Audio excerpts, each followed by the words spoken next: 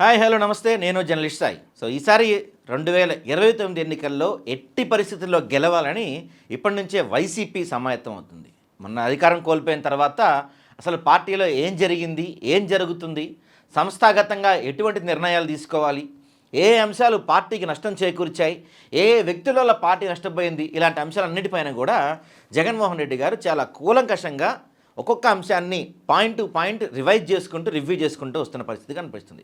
ఎందుకంటే టార్గెట్ 2029 ఎట్టి పరిస్థితుల్లో ఈసారి 2029లో గెలిచి తీరాలి అనేది జగన్ గారి టార్గెట్. సో దానికి తగ్గట్టుగా అన్ని పనులు చేసుకుంటూ వెళ్తున్నారు. గతంలో 2019 ఎన్నికల్లో వైఎస్ఆర్సీపీకి వ్యూహకర్తగా పనిచేసిన ప్రశాంత్ కిషోర్ని మరోసారి వైసీపీకి వ్యూహకర్తగా నియమించబోతున్నారు, ఇద్దరు కలిసి పనిచేయబోతున్నారు వార్త ఇప్పుడు సోషల్ మీడియాలో హల్చల్ అవుతూ ఉంది. మరి చూడాలి, ఎందుకంటే 2019లో ప్రశాంత్ కిషోర్ ఆధ్వర్యంలో ఆయన వ్యూహకర్తగా ఉన్నప్పుడు వైఎస్ఆర్సీపీ చరిత్రలో తిరుగులేని స్థాయిలో గెలుపొందింది. ఆ తర్వాత ఆయన కొంత సొంతగా పార్టీ పెట్టుకోవటం, బీహార్ ఎన్నికల్లో పోటీ చేయటం, అక్కడ ఓడిపోవటం, రకరకాలైన జరిగినాయి. ఆ తర్వాత అప్పుడు 2024 ఎలక్షన్స్లో ఈయన డైరెక్ట్గా కాకపోయినా ఇండైరెక్ట్గా టీడీపీకి సపోర్ట్ చేశారు, కొంత హెల్ప్ చేశారు.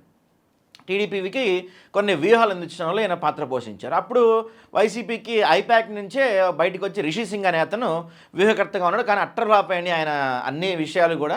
దట్టు వైఎస్ఆర్సీపీ నాయకులు చాలామంది చెప్తుంటారు, అసలు మేము ఏం మాడాలో ఏం చేయాలో కూడా మొత్తం ఐపాక్ నుంచే వచ్చేది, ఇది మొత్తం ఎవరెవరికి సీట్ ఇవ్వాలో, ఎవరెవరు ఎక్కడికి మార్చాలి, ఇవన్నీ కూడా ఐపాకే డిసైడ్ చేసింది అని రిషి సింగ్ మీద అందరూ చాలా తీవ్రమైన వ్యతిరేకతతో ఉన్నారు. కాబట్టి మరోసారి రిషి సింగ్ని కంటిన్యూ చేసే అవకాశం అయితే 100% లేదు. కొత్తగా ఇంకో పేరు అనిపిస్తుంది, ఐపాక్ టైం నుంచే బయటకు వచ్చిన ఇషా సింగ్ అనే ఇంకొక లేడీ ఉన్నారు. సో ఆమెకు కూడా ఉండే అవకాశాలు ఉండొచ్చు అని కొంత మాటలు వినపడుతున్నాయి బయటికి. ఇప్పుడు విషయం ఏంటంటే, కలిసి ఇప్పుడు ఎలా ఈ కన్సల్టెన్స్ అంతా ఏం చేస్తారంటే, పొలిటికల్ లీడర్స్ కలిసి ఇదిగోండి ఇది మా దగ్గర ఇలాంటి ప్లాన్ ఉంది, ఇలా చేస్తాం, ఇది అని చెప్పే ప్రయత్నం చేస్తారు. చెప్పినంత మాత్రం అన్నీ ఒప్పుకున్నట్టు కాదు. సో ఇప్పుడు ప్రశాంత్ కిషోర్ మాత్రం ఈసారి అంటే జగన్ గారు నెక్స్ట్ ప్లీనరీ అయిపోయిన తర్వాత 2027లో ప్లీనరీ అయిపోయిన తర్వాత, వైఎస్ఆర్సీపీ ప్లీనరీ అయిపోయిన తర్వాత ఆయన పాదయాత్ర మొదలుపెట్టేటప్పుడు పూర్తిగా ఆయన కాన్సన్ట్రేషన్ మొత్తం పాదయాత్ర మీదే ఉంటుంది. సో అప్పుడు రచించాల్సిన వ్యూహాలు, పార్టీ కార్యకలాపాలు, ఎవరెవరికి సీట్లు ఇవ్వాలి, ఇలాంటి అంశాలన్నీ కూడా ప్రశాంత్ కిషోర్ టీం మానిటర్ చేయబోతుంది అనేది ఒక వార్తగా వినపడుతుంది. ప్రశాంత్ కిషోర్ విషయంలో ఒక మాట ఉందండి, ప్రశాంత్ కిషోర్ పెద్ద గొప్పోడేం కాదు, ఆయన తోపేం కాదు, కాకపోతే ఆయనకు ఒక హింట్ వస్తుంది. అంటే ఎంతైనా స్ట్రాటజిస్ట్ కదా, సెఫాలజిస్ట్ కదా. సో వాళ్ళకి ఒక హింట్ వస్తుంది, ఏ party mood of the nation ఎలా ఉంది, ఏ పార్టీ అధికారంలో రాకపోతుందో చూసుకొని ఆ పార్టీకి ప్రశాంత్ కిషోర్ వ్యూహకర్తగా పనిచేస్తారనే ఒక వార్త అయితే ఎప్పటి నుంచో ఉంది.